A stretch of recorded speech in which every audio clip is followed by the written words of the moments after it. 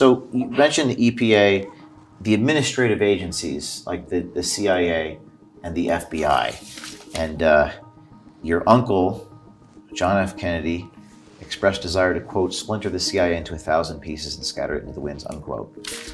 I myself have been raided by the FBI. I'm one of the few, if not the only journalist in American history to be raided by FBI agents who took my and my colleagues' journalist notes, and the ACLU came to my defense, which is, I think, a good thing.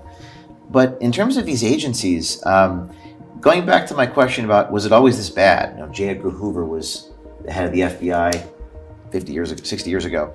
Was it worse back then? Is it as bad? Is it getting worse now? How would you compare present day to when your uncle was president? You mean with the enforcement agencies? Yes. I think it's more insidious today because of the technologies of control.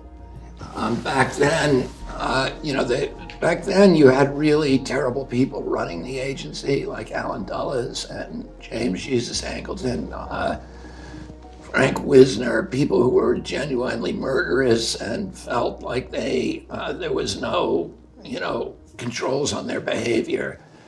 And they started Operation Mockingbird at that point, which was an operation to compromise American journalists. So they had about 400 journalists that we know of. Carl Bernstein wrote an article about Mockingbird around 1975 or 76 in Rolling Stone. And at that point, I think there were some 400 editors, journalists, from all the largest publications. The New York Times had been compromised. The Washington Post was basically... What do you mean by compromised for people who... Well, they were functioning, the high-level people at those journals were working for the agency or had, signed secrecy agreements with those agencies, with the CIA. And at CBS, ABC, NBC, high-level journalists.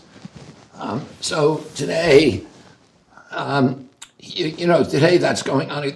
After 75, when it all came out, during the Church Committee hearings, the CIA promised that it would no longer compromise American journalists. It continued the program to compromise journalists all over the world. And today, the CIA is the biggest funder of journalism in the world. And how about present day? They fund it through USAID. But in 2016, there's a provision in the CIA charter that says that the CIA cannot propagandize the American people. President Obama adopted and I think it was through an executive order in 2016, that essentially reopened the door for Operation Mockingbird so that the CIA began once again to propagandize American people. And how are they doing that presently? Well, I mean, we know that they did it. We've published articles on the CHD website that shows the journals that appear now where high-level intelligence officials are, or people associated with the intelligence industry, are running those journals, like Noah Schlackman, who runs Rolling Stone, who came from Daily Beast. Daily Beast was run by John Avalon, who has deep ties to the intelligence agencies.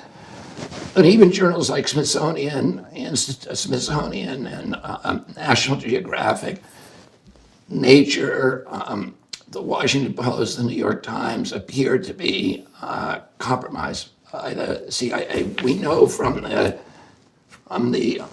Twitter files at both the FBI and CIA were operating portals within the Twitter and Facebook that allowed them to manipulate information and to deplatform people and to silence certain people that they didn't like.